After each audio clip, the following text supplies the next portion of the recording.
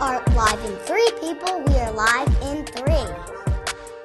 What's going on, guys? Welcome back. I'm joined today with Kevin Wilkins. No matter how hard life can get, you can always come up and prevail from it. There's no reason why you can't make something of your situation, no matter good, bad, ugly.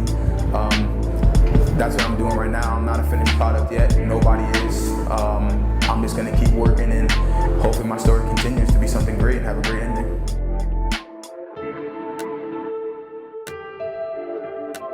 Yes, sir. Is that right? Kevin Wilkins, former NFL player. Yes. Started training. How long have you been training with Tiger Schulmann? 10 months now. 10 months now. All right. And let's just jump right into that. How did you go from the NFL to MMA? It's actually crazy. I wrestled my entire life. I actually wanted to wrestle in college, but my mom was like, nah, like you go further with football. And I was like, all right, cool. I'll go to Rutgers. And around that time, I actually found my biological mother. So I was like, you know what? I'm gonna go to Rutgers. I'm gonna stay home so my family can come see me.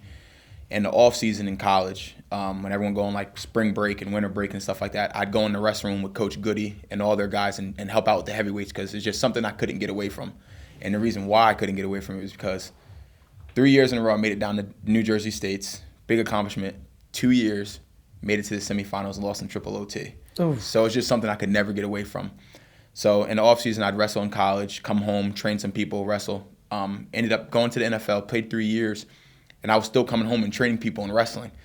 And kind of when I kind of knew football was going to start ending, I was like, you know what, I want to start maybe getting into MMA, see if I can take a punch to the face. Like obviously growing up, I fought before, but it's like right. This is completely different. Wrestling's a tough sport. Oh yeah, definitely tough. Discipline, all that stuff. But that's when I felt great at that point because at the end of the day, you know, this is a team, but it's me versus me at the end of the day, me versus someone else. But you still have that team factor when you're training with guys and guys are getting you better. So I always loved that aspect of wrestling. Right. I actually ended up, one of my good friends, Peter Lapari, grew up in Sparta with him. He works for an agency now, promoting guys, UFC, MMA, amateurs.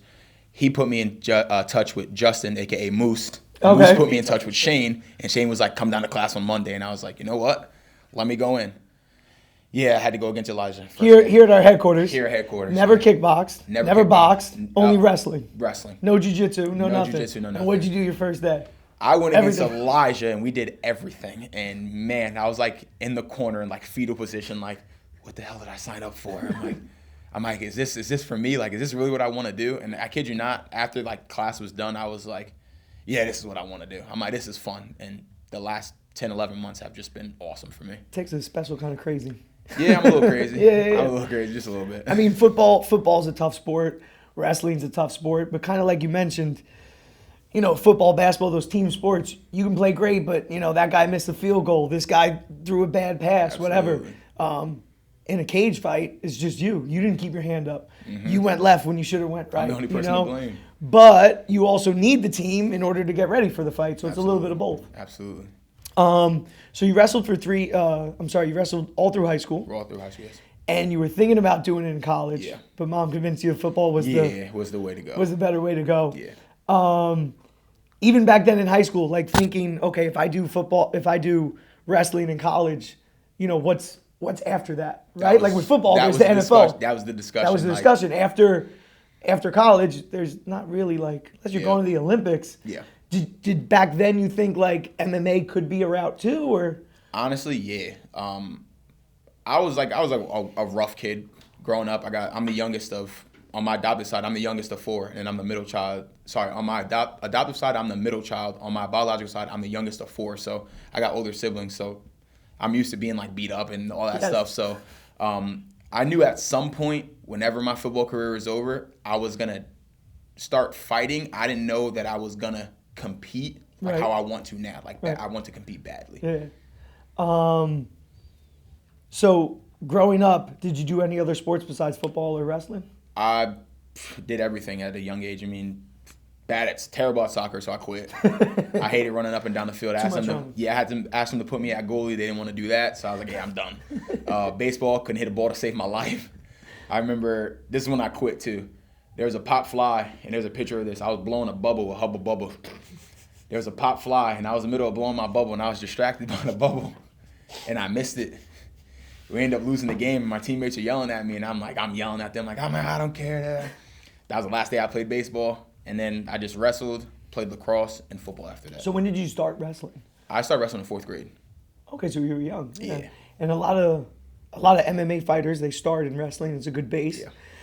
You know, if the person's better at stand-up, you take them down. Absolutely. If they're better at jiu-jitsu, you don't let them take you down, you know? And then you can kind of dictate where the fight goes. Since you started training, you've obviously wrestled, do you like the ground game better? Do you like the stand-up better? Do you gravitate one towards the other? I'll say in the beginning, when I was getting hit, I wanted to wrestle. You wanted to wrestle. Oh, yeah. I'm like, just get on top and take a break. I'm tucking and diving at you.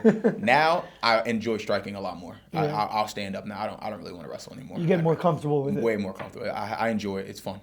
Well, I mean, your first day, you're doing MMA and you're just doing everything. Oh, yeah, it was bad. Never had a punch thrown at you. Yeah, it was You bad know, day. and you're going with guys who know what they're doing. Oh, yeah, it was bad. It was crazy. So, did you watch MMA growing up when you were a kid? Yeah, I probably watched that more than I watched football, to be honest with you. Yeah? Yeah, I watched a lot, like, growing up watching you, Shane, Lyman, Bellator, all that stuff. Like, so, like, it was really cool, like, walking in and seeing, like, Julio in front of me. I'm like, what the hell? Like, I know this guy. I'm like, I know all these guys. I'm like, this is great. And I didn't even know Tiger Schulmann was over here. And I live right down the street in Garfield. Okay. So when Shane told me to come down, he's like, oh, we're in Elmwood Park. I'm like, dude, I'm in Garfield. He's like, Right there. where is it? So I'm looking it up. I'm like, 0.3 miles. I'm like, oh, this is great. I'm like, I could walk there. So it was like just the way it happened. It was like, I feel like it was like meant to be. Meant to be. That's cool. So, do you have a fight scheduled, or are they looking for a fight for you? Do you want to do kickboxing match before you do an MMA match? Whatever Shion tells me to do, I'm gonna do it. Right. I mean, if they tell me let's get ready, I'm ready to go whenever they're ready. Right.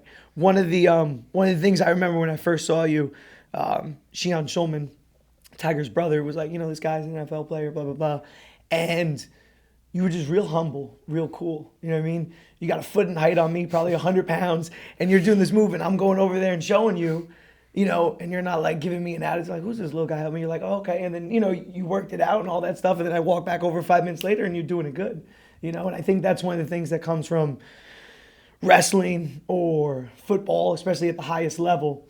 Do you know who Eddie Bravo is? No. So he's a jiu-jitsu guy.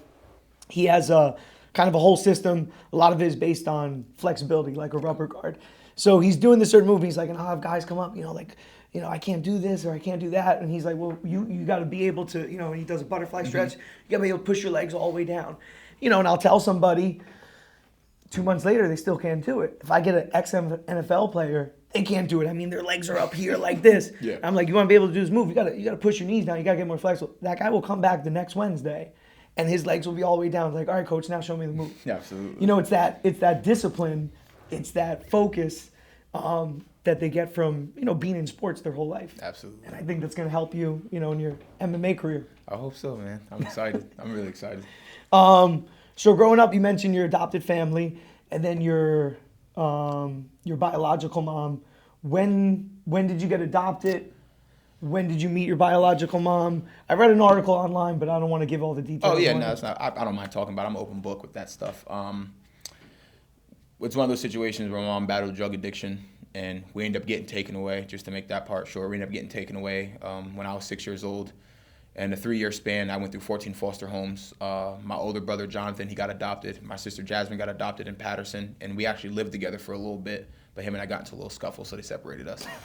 Your older brother? Yeah, Jonathan. Him and I, we lived in Hopatcon together. And that was my 13th home.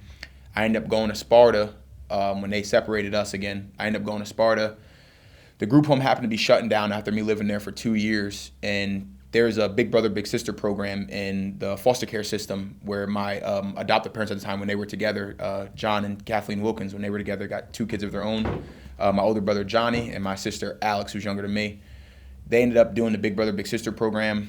They got me into football. They got me into everything. My mom's huge, like, with the academic stuff, so it was like a new world when I got adopted. Like, everything was about school. Like, I couldn't ride dirt bikes if I didn't do schoolwork. They took wrestling from me when I didn't want to do schoolwork. So in that aspect of things, they ended up adopting me because the group home was shutting down, and they really didn't want me to go to my 15th foster home. Right. So it kind of, like I said, sometimes I feel like in my life certain things happen for a reason, whether it's with the school being right down the street from me or them coming into my life and taking me away from a situation like that. And I actually got adopted November 6th. I want to say 2000.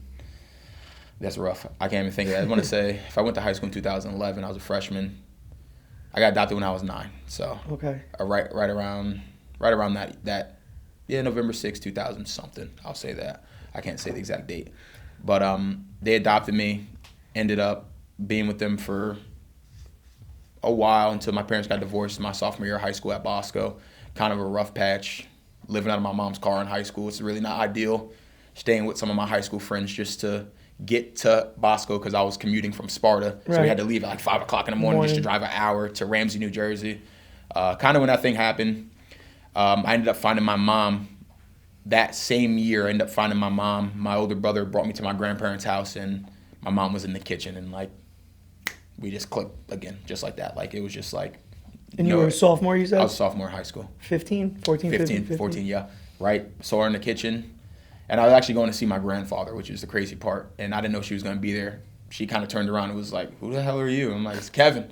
She's like, Kevin? I'm like, yeah, your son. She's like, oh. I'm like, yeah. We haven't seen each other probably since I was like 8 years old. They cut visitation because I used to act out. So it was kind of my fault, but it's all right. I just wanted to be with my mom. But both my moms are really cool with each other. So it's like So now you have 2 families. Yeah, I couldn't ask for 3. I couldn't ask for a better situation. So everything kind of worked out in the end. Absolutely. It sounds like rough childhood growing up. Do you think that also built up your mind, your non-quitting spirit, your fortitude, things like that? Like absolutely. I'm dealing with that and coming out ahead? I'm one of those people that's like, whatever the bad situation is, I try to look at it and like take good from it. I feel like any bad thing that happened to me, something good has come from it. I went through 14 foster homes. I had multiple scholarships coming out of St. Joe's. I ended up transferring in high schools. I had multiple scholarships coming out of there. So like I used to tell people that all the time. I'm like, oh my God, you went through 14 foster homes. I'm like, I got 14 plus scholarships. So guess what? I can't feel bad for myself because I'm going in the right direction. So I kind of take, like I said, I take every little situation and try to see the good in it. At the end of the day, you got to keep moving forward. You can't think about what happened in the past. I'm trying to go forward each and every time. Yeah, it's a good attitude and outlook to have on life. A lot of times people, oh, woe is me, and why does this happen to me? I'm not super religious, but I do believe that everything happens for a reason, and you're in a place at a certain time, and it's meant to be. And whatever dip you're taking, it's just to build you back up. And sometimes you take 1 step forward, 2 steps back. That but happens. In the end, you're where you're supposed to be, kind of like we were talking about in the locker room. Yeah.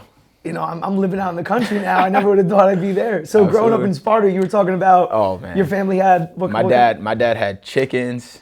He was eating the eggs and chickens. Like they were running around his yard, everything. Like got a little waterfall, like koi fish and all that stuff. Like he had it all. I want one of those ponds. Yeah, he had it all. That's cool. So it's cool. It's cool to live out there. I love Sparta. I'm hoping to move back there one day when everything's said and done. Right. I want land. I don't like being close that much to people. People can almost look in my apartment. I'm like, nah, I don't want you guys looking at me. I can walk out in my backyard butt ass naked and nobody can see me. That's what I want, and just to go fishing. That's about it, man. Get a little pond on your lot and stuff. That is it. Stock it. You can't get that in Bergen County. Yeah, not over here. Definitely not. Fishing's terrible over here. Yeah, I mean, I grew up in Yonkers. Excuse me. It's 6 blocks from the Bronx. Mm-hmm. City boy. Never. I mean, 5 years ago, if you asked me, would you? I was like, hell no. It's in the middle of nowhere. I gotta drive 25 minutes to go to the supermarket. And it's crazy. I was born in Hackensack, New Jersey. My whole family, my generation, my family's all from Hackensack. They live in Lodi. My adopted mother lives in Wallington. We're all from this area. But when I got adopted out in Sparta, I just fell in love with it out there. It's so different from here. Was it culture shock at first?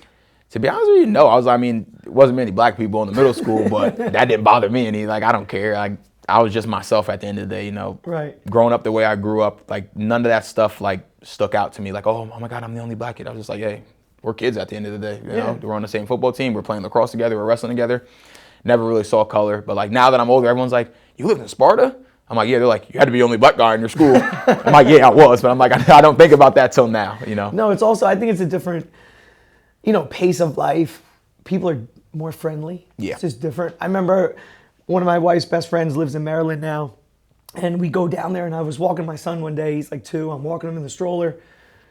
Random kid walks by, 2 kids. They had to be 14, 15. Good morning. And I'm like, good morning. It's weird. Lady walks by. Hey, how's it going?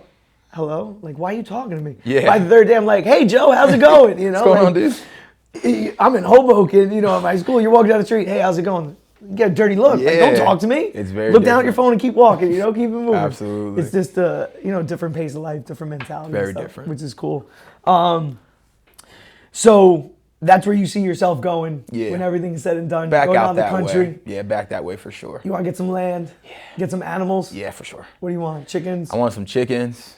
I'll eat a lot of eggs, so I have to go to ShopRite a lot. So I try to buy in stock, but I eat a lot of eggs. I got 55 chickens. Oof. So they're starting to mature. Okay. So I'm gonna have like 40 eggs a day eventually. Ooh. So I'll bring you in some eggs. Thank you. I appreciate that and very much. you don't got to refrigerate them or nothing. I mean, you grew up, so you know, like you leave them on the counter. That'll be perfect. Yeah. I eat a lot of eggs. I go through them pretty quick. That and milk. I don't have a cow yet. Maybe one day. Maybe one day. But definitely some chickens. Yeah. Some horses too. If I have that much land where I can have some horses, some Clydesdales, that would be nice. Oh my! You sound like my wife. I was like, those things are huge. You see They're the size enormous. of us? Like, their feet are like. Let's get a little mini pony or something, like a real little one. Oh things are man, huge. they're enormous. Like You gotta an take care of elephant. them too, though, man. It's like having a child. You gotta like groom them and everything. Well, that's the thing with I just got 3 goats, you know, so it's like my alarm goes off today at 6:30. I'm exhausted, but it's like I gotta get up, I gotta go out, I gotta give them food, I gotta give them water. Yeah, like man. there's no days off when you have farm animals. Keeps you busy. Yes. That's the best part about it. All right, so let's go back to MMA. How far do you want to take it? That's actually a really great question because Shion asked me, I think it was my first week here, and he's like, you want to train? You just want to train, or what are you trying to do with this? And I literally looked at him and I was like, the same way I got to the NFL is the same thing I'm trying to do with this. I said, I want to go to the highest level possible, and I was like, I don't see why I can't. And he was like, well, that's good to hear. Yeah. And just went to training. Yeah, That's there it. you go. Just as I mean, simple as that. you gotta believe in yourself. Absolutely. You know what I mean? A lot of times, it's that negative voice in the back of your head, like it's tough. You started late, you know, but you've been wrestling your whole life, you know, and that's a big aspect of the sport. Yeah. And you learn some striking, you learn some jiu-jitsu, you know. To be in the NFL, you have to be explosive. You got to be dynamic. That's just gonna help you, you know, in MMA. So you've been training for 10 months now. So when Shane told you it was right down the street, did you ever hear Tiger Schulmann? Did you know the name? I've saw as a kid growing up a bunch of ads on TV. There's no school in Sparta. There's no school. Yeah, there's no school out in Sparta. But like you'd see like the advertisements on TV and stuff like that, and everyone in their gis and stuff like that. And I just thought maybe it was like karate, maybe taekwondo. There was jiu-jitsu. I knew all that stuff, but I never knew the school was this close, and Shane, you, Julio were all fighting out at Tiger Schulmann's. I had no idea. I'm like, oh, I wonder where these guys fight. Growing up watching you guys, I'm like, I wonder where these dudes fight at. And then Shane tells me to come down there, and he's like, oh yeah, I fight at Tiger Schulmann's. I'm like, hold on, what? I'm like, you mean the commercials I see on TV? Yeah, I'm like, you guys have a fight team? I'm like, this is crazy. Like I said, I ended up coming down, and it was like, I'm not one to be like, oh my God. But in that moment, because I really, really like fighting, I don't miss PFFL, right, LFA. I got all the streaming sites. All I try to watch and study certain people. I watch a lot. My fiance probably I go on YouTube and just look up Serial Gone. She's like, why do you just sit on YouTube and watch this stuff? I'm like, cause I want to be like that someday. The mental reps is the most important thing. I watch it a lot. I'll in the middle of personal training sessions, if someone cancels, right on my phone. I watch my sparring sessions. I try to watch things that I can get better at. Watching tape in the NFL. That's it. I watched a lot of tape playing football. You're gonna be your toughest critic. Yeah. So you Absolutely. see damn, I keep dropping my right hand. Yep. I gotta fix that. Or I'm flinching too much. I'm like, all right, just get hit one time, then you'll stop flinching. I try to watch a lot of film. I watch a lot, but I don't miss. I'm excited for this week's card. I can tell you that much. Oh, this is a good card. It's a good card. So you said growing up you'd rather watch MMA than the NFL. Is it still like that now? Yeah, I don't even watch football that much anymore. I watch college football, not much pro. Right. If I do watch it and my buddies get together on a Sunday and we go out somewhere, which is rare for me, I'll go do it. I'll watch it a little bit, or I'm a Dolphins fan, so I'll watch the Dolphins. But I watch way more fighting. So how is that? You grew up a Dolphins fan? Yeah. So being in the NFL and you were on the Eagles. Eagles. Is it weird to be like, I like this team, but I'm playing on this team? I just didn't say anything. I just act like I didn't like anybody. I was just like, yeah, I'm happy to be here. Did you ever play the Dolphins when you were with the Eagles? Nope. Okay. No. Because I know sometimes they don't play each other and it takes I a couple wish. years. I wish. That would have been fun. Who's some of your favorite fighters? Man, Like, let's do this. Who do you like now? Who do you like to watch now? Like, damn, he's fighting. I got to tune in. Derek Lewis, because he's so damn funny, man. he's so hysterical. entertaining. Like, he's just a big dude. And obviously, Cyril Gane, he's kind of newer. Right. I've been watching like a lot of tape on him, just like watching his movement. Like, I'm not gonna sit here and say I move like him because I feel like I'd be taking too much, Right. in that sense. But I move athletically enough to watch him move Right. and get in and out of his striking and stuff like that. Francis Ngannou, obviously, like I watch a lot of those guys, but like growing up, I love like Ken Shamrock, your Tito Ortiz, your Chuck Liddells, like the old school. There was my first time watching, and this was on YouTube actually.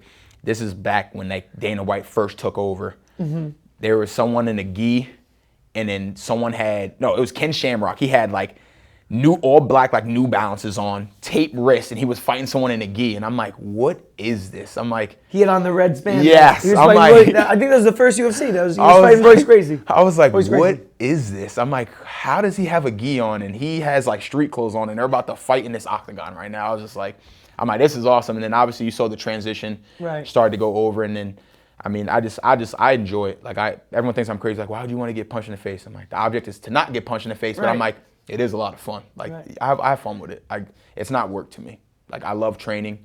It's very therapeutic. Yeah, even people that don't fight.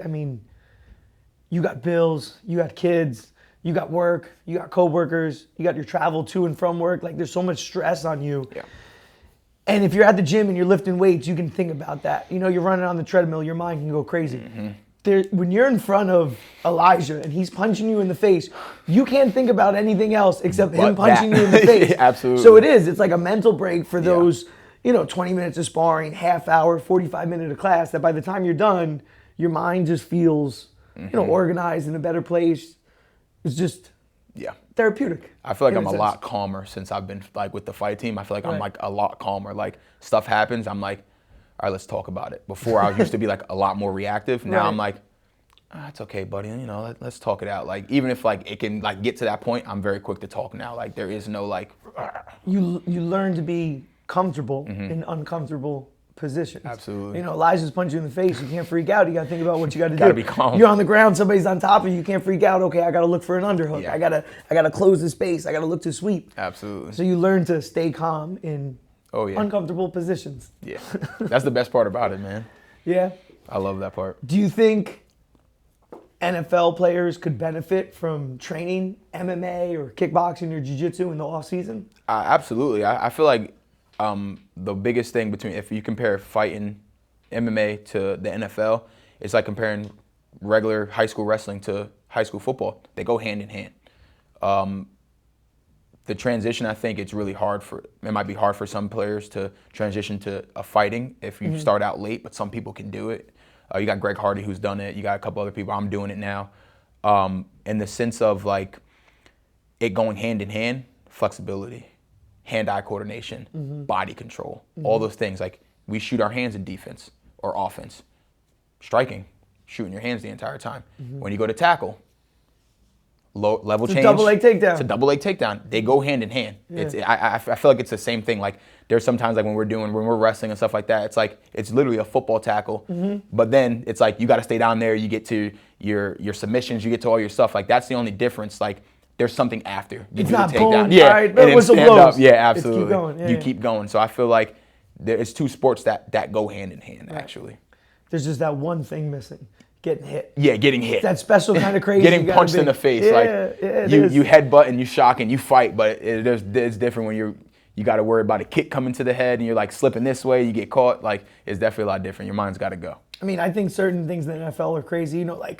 Somebody's cutting through the middle, wide receiver to catch a pass. They don't see the guy coming to hit him. Hit you. It's the same kind of thing. So Absolutely. it's just a little bit, I think, more intense with MMA. Like you said, a shin to the head. And the conditioning's a lot different. Yeah. But I also think like football's kind of the same thing, right? Like you go, stop, whistle blows. Yes. You reset, you go. MMA, you're not going crazy for 15 minutes. You're bouncing around, boom, boom, boom. It's explosive. All right, then you circle out. You're bouncing around, boom, you shoot, you get the takedown. I feel like it's a more like strategic game when it comes to fighting. Like you really, with football, you got to think. You catch the ball, you go across the middle. You got to know someone's coming across to how to brace for it so you protect yourself. With fighting, it's like, all right, you know he's gonna throw this jab. I'm gonna slip this way, roll, come back, boom, boom. It's the same. Like your mind, I feel like my mind kind of works the same way as it did with football. It's like when you're on the D-line, I played D-line. You know, I'm like, hey, there's certain things you know. Hey, if the back's offset this way, I know the ball's coming this way. So guess what? I'm gonna take a hard outside step, shoot my hand to the outside shoulder, look. The ball declares, arm over, rip, whatever you got to do to get off the ball to go make the play. It's the same thing with fighting. You know he's gonna throw that jab and he's gonna continue to step this way. So guess what? Outside kick, boom, overhand right, it's right there. Like I feel like my mind does the same thing. Like I have the same mindset with like football. Like my mind works the same way. I'm sure in football, like what you just said, all that stuff that you just said happens in less than a second. Yeah, it happens It's like just that. the repetition that you do so much. You know, one things I tell people, like when I'm teaching, you know, we're doing a certain move or a choke, like today, you know, the Dars, right? Yes. There's this many steps, but when you do it, you're not thinking about the steps. Try to teach a 5-year-old how to tie their shoe. Oh my God, right? It's like here, and the kid's got to think. After a while, you can talk with your friend. You're not even paying attention. You're just doing it. You're on autopilot. So it's the same thing, you know. In football, this happens and you react because you've done it so many times. It's the same thing in MMA, whether it's shooting for that takedown, doing a choke in jiu-jitsu, or throwing a combination. You just got to get the reps in where, you're thinking about it, but you're also This becomes second not nature. thinking about it. Yeah, you're just nature. reacting to it. Do you have any hobbies in your free time besides football and MMA? I love fishing, but the fishing around here is terrible. My one good friend, my best friend Tyler, he lives out in Sparta. I've sat up with him in his tree while he hunts. I can't shoot to save my life, but like I like shooting ranges. I'll sit with him in his tree. I've sat with him when we were younger. I just haven't been able to do it now with like working, fighting. Right. Like I'm really putting all my eggs into this. So right now. you've hunted before, but yeah. you're I'm not terrible. the one shooting the buck. I'm terrible. You're a terrible shot. I got a compound bow at the house, and I'm trying to get better. Yeah. I'm getting better. I'm getting there. I mean, I can shoot the targets really well, but give me a moving target, it ain't happening. So you enjoy it. And fishing, I'm not big into fishing. Do you go like to a river, to a lake? Do you go, the ocean's right over here. We're on the East Coast. When I went to West Palm Beach to go visit my best friend Tyler, we went on the boat. We went in the middle of the ocean, like miles and miles out, and we did that for hours. Like I could do that for hours without like coming back to shore or anything. Like I'll go the whole day without eating and I'll just fish. Like I love fishing.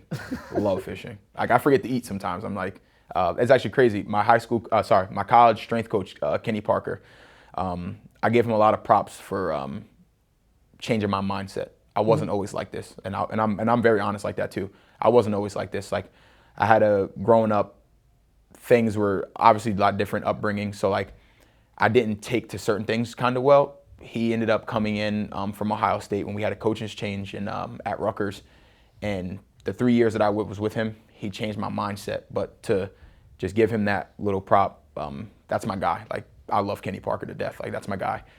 We actually went fishing one day.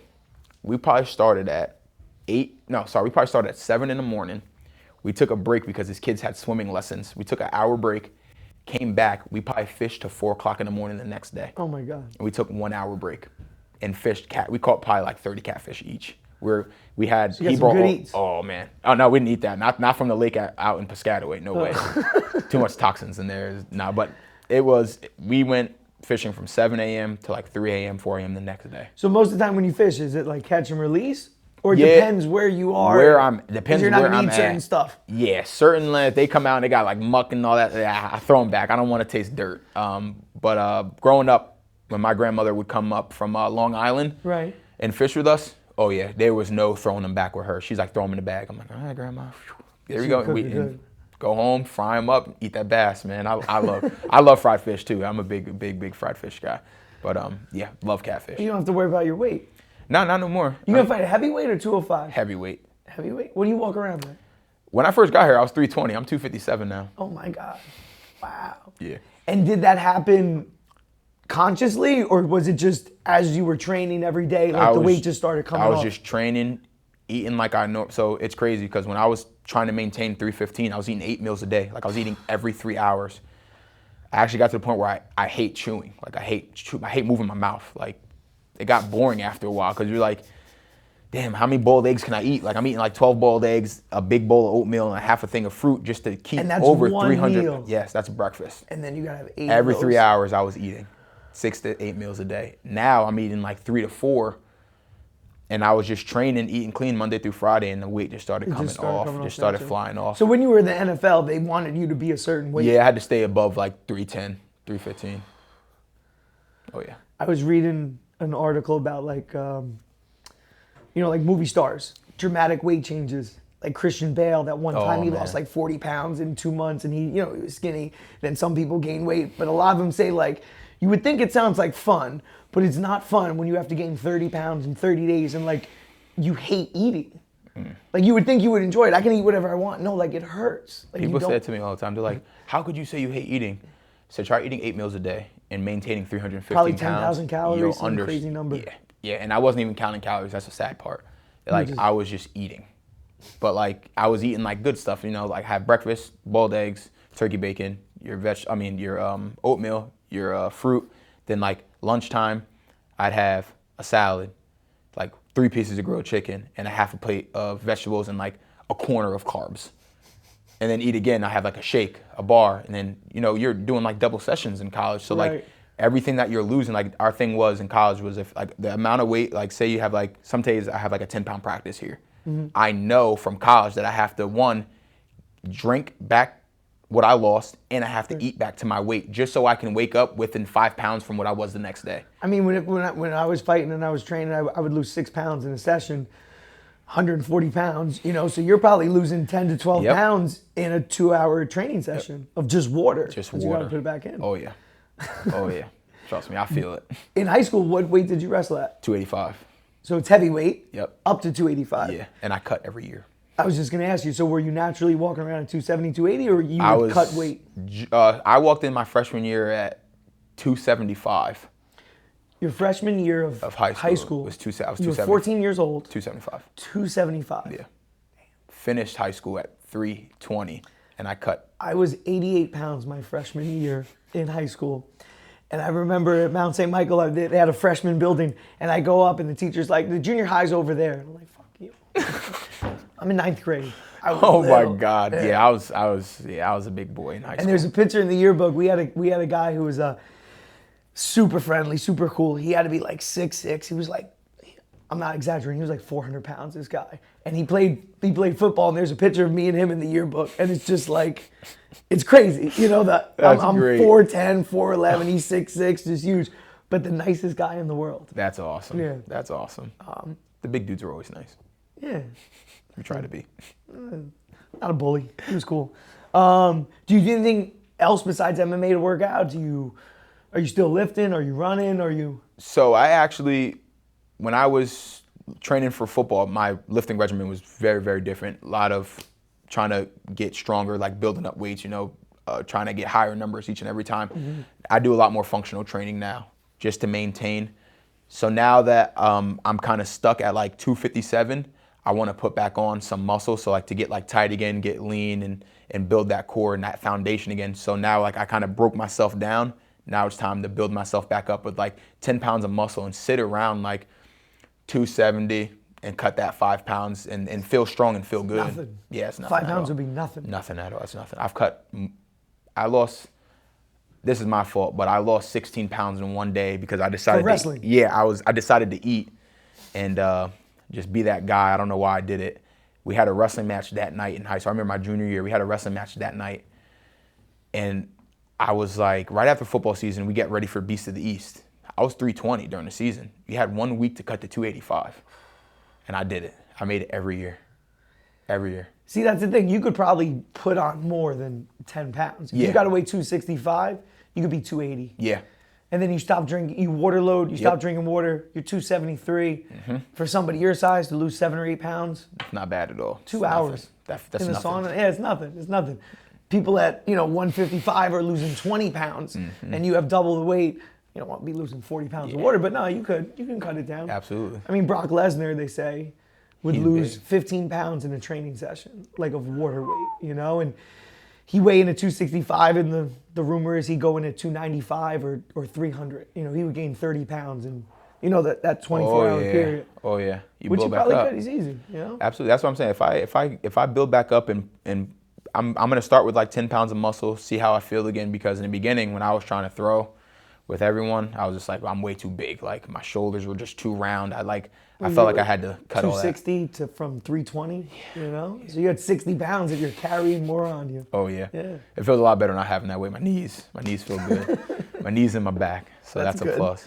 So it's healthier just in general for you. Oh, yeah. I feel a lot better. Like I feel better walking around like this. Leaner. A lot better, yeah. But still big. Still a lot of weight. Everyone that knows me is like, you're skinny. I'm like, I'm still big, guys. Like 260 is not small. They're like, but it's small compared to what But used to be. But you were 320. Yeah, I had a big head, dreads. I look crazy. Cut my hair off. Got a whole new look. I'm a whole new person now. What made you cut the dreads? I got tired of everyone pulling my hair during your class. That's what it was. I lost about 10 dreads between Paulie, Gennaro, Jack, Elijah, Gut. I mean, I lost about 10 dreads when I first started coming. How long did you grow them for? Like from when you cut them to when you, probably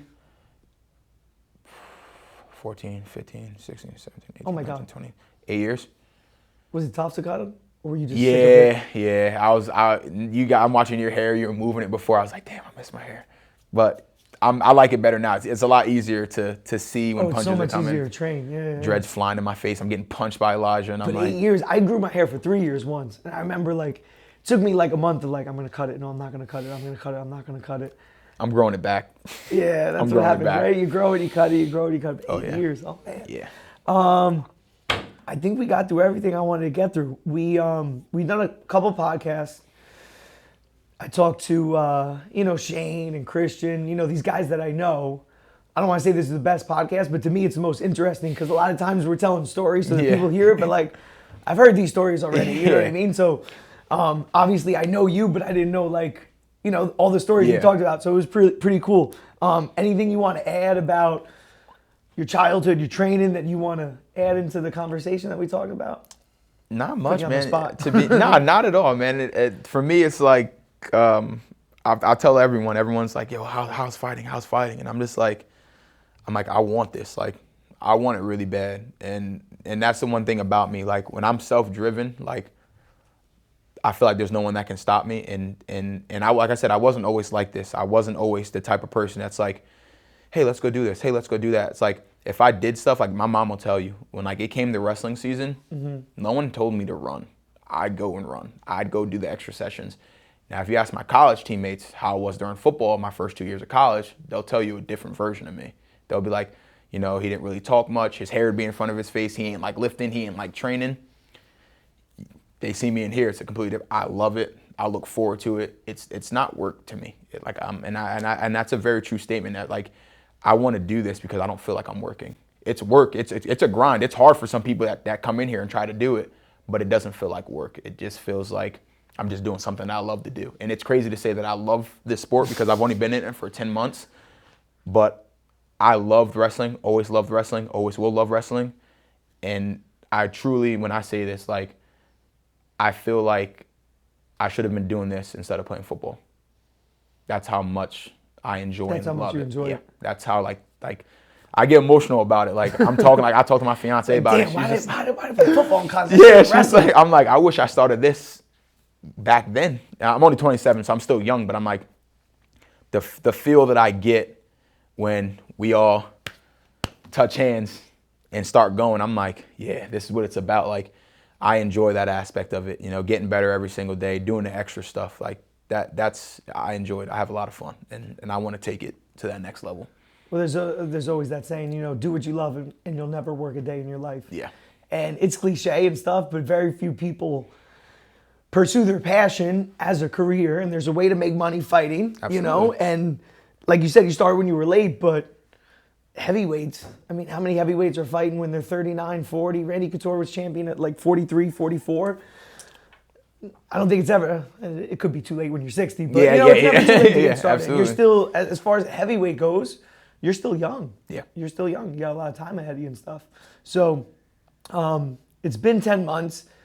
Has your perception of Tiger Schulmann's changed from when you were a kid growing up and seeing the commercials to oh shit, they're legit. They got a fight team. They got some good coaches. They got all this stuff. Oh yeah, absolutely. I'm I thought it was something completely different. I thought everyone was just coming and going, and breaking boards. That's what I thought. At that age when you're young and naive, you're like, oh my God, they're breaking boards. I know that has to hurt their hands. And then come in here, see Munch sparring with Julio. You got Shane sparring with whoever. You got you sparring, Paulie sparring. I'm like, holy cow! I'm like, these dudes, like, you got a bunch of sharks in this gym. Like, don't get no better than that. It's legit. Like, it don't get any better than that. And I forgot a couple of my friends that they know that I'm fighting and stuff like that, because I'm not really big on social media.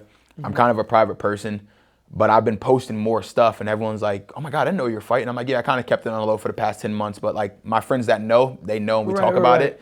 And they're like, oh, Tiger Schulmann's. I'm like, Tiger Schulmann's is not what you see on those commercials. I'm like, this is legit. I'm like, it's not just people breaking boards and running off walls and kicking the plastic. I'm like, there's sharks in that gym. I'm like, they got a bunch of guys. Like, I talk about you guys all the time to my friends. I'm like, dude, watching them, like, it's an art. It's an art. Watching you guys go. Watching it's martial arts. Yeah, it's an art form. It's crazy. It's unbelievable. As crazy as it sounds, watching Julio's last fight where he's moving and picking his shots, it's beautiful. Some people look at it and they're like, oh, it's brutal. It is, but it's also, it's beautiful. And a lot of these guys are, badass, but they're cool people. I mean, that's why I think you fit in. Like, when you came in, you were very humble, and I think that people have that perception of, like, fighters being tough and all. We're a bunch of teddy bears, Yeah, you guys are, man. We got family, we got kids. When we step in the cage, we're badass, but... You know when to turn it on. Yeah, you know when to turn it on. You want to be a savage, but then stay cool with it. That's the one thing, like I said before, that's the one thing that I think I've noticed a lot about myself is that, like, I'm very mellow now. Ever since I started coming here, I've, like, not that I was a bad kid going out. I wasn't looking for fights. I'm not that type of guy. Right. But, like, in terms of, like, reacting to certain things, I was very reactive. Like, I kid you not, man. Like, nothing bothers me anymore. Like, I will talk anything. Well, if there's a conversation, like if for some reason we had an altercation, I'm very quick to be like, hey, I apologize. Let's talk. Back then, I'm like... You respond instead of reacting. Yeah, that's it. And I'm like, let's just talk about it. Like, even my fiance, she's like, you're like very like calm now. I'm like, that school teaches discipline, man. Because I said something the one day. She said something to me when I was in the kitchen. And I was like, yeah, my Shion told me to do this, this, and this. She goes, and you listened? I'm like, wait, hold on. She goes, you actually listened to an adult? I go, yeah, absolutely. I'm like, when my Shion tells me to do something, I do it. She's like, you're really changing. I'm like, it's for the better. Absolutely. It's good. Look, I would love to look back on this podcast in like 3 or 4 years and we do it again and you're fighting in the UFC and all that. Oh, man, that would be great. And, I think you have the right attitude and all that stuff. And like I said, that first day training, like you picked it up and you were like, all right, cool. I don't know anything. I don't know this move. All right, show me it. And that's the kind of attitude you need to go far. And I think, from talking with you and your life growing up, the hardships you've had, the things you've overcome, the fact that you made it to the NFL, you're in the right place, you're on the right path. And I look forward to helping you on that journey and watching it along the way. I'm excited. Cool. I'm really excited, man. I'm hoping to get something going soon, but when they tell me, I ain't gonna force it. When they tell me, I'll be ready. It's a marathon, it's not a sprint. Yeah, absolutely. You get there slow and steady. That's why I'm enjoying the process. I love the journey. Kevin, it's been my pleasure. I'll Thank see you guys next time.